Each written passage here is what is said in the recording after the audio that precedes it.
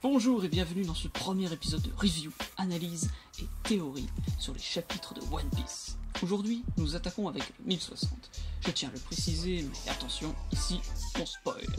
Et j'essaierai de faire chaque chapitre par semaine. La mort de Cobra, l'enlèvement de Vivi, l'accusation de Sabo et la Cross Guild, l'équipage de Chapeau de Paille est mis au courant des nouvelles du monde, s'étant déroulé durant leurs petites vacances à Wano.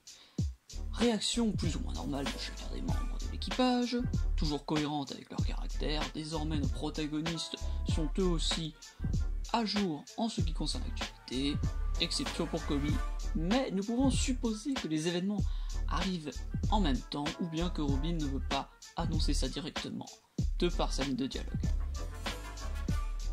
Puis, un autre élément revient à la charge, l'éponyme rêve de Luffy remis, ou pas du coup, à la lumière du jour. Mis à part hyper tout le monde avec un nouveau mystère, cet élément permet d'alimenter un fait, le Sunny. On pourrait penser avec le découpage que le Sunny est bel et bien un membre de l'équipage au même titre que le fut notre bien-aimé Wogmeri. Quoi, je pleure, c'est un putain de bateau! Plus sérieusement, il est certain que le Sunny est d'une certaine manière une sorte de conscience. Et ces cases permettent d'alimenter ce genre de spéculation ou théorie. Caribou, quant à lui, est toujours caché dans son tonneau, voyageur clandestin du navire, dont nous ne savons toujours pas pour qui il travaille, bien que l'on peut penser à Marshall Teach.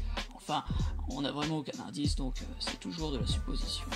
Toujours dans le mystère, Robin nous informe bel et bien de la rareté de la dernière pièce du puzzle, le dernier Rod Poneglyph, introuvable d'après ses dires, d'après longtemps, en tout cas. C'est au QG de la marine que nous avons enfin des informations sur Sabo, caché au royaume de Lulusia.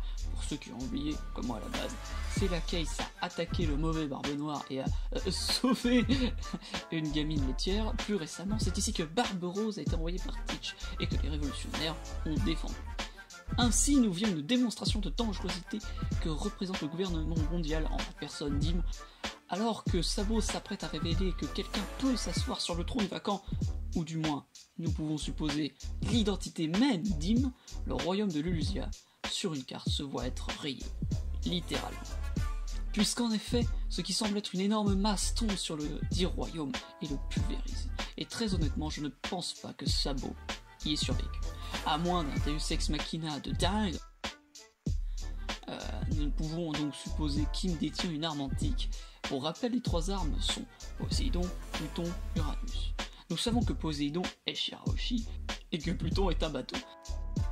Il pourrait donc s'agir d'Uranus. Il a dit Anus! En effet, dans la mythologie, Uranus est le dieu du ciel, ciel d'où vient cette énorme masse.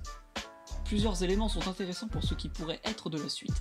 Disons, ce petit événement, la disparition du Nil, ce n'est pas rien. Il est donc légitime de se demander qu'est-ce qui va donc advenir après ça. Ce n'est probablement pas la première fois que ce type de destruction est effectuée dans l'univers de One Piece. Le siècle oublié en est sûrement témoin. Il est cependant probable que rien de particulier ne se passe après cet événement, pour ce qui est du point de vue des révolutionnaires ou du gouvernement mondial. Pour des raisons assez évidentes.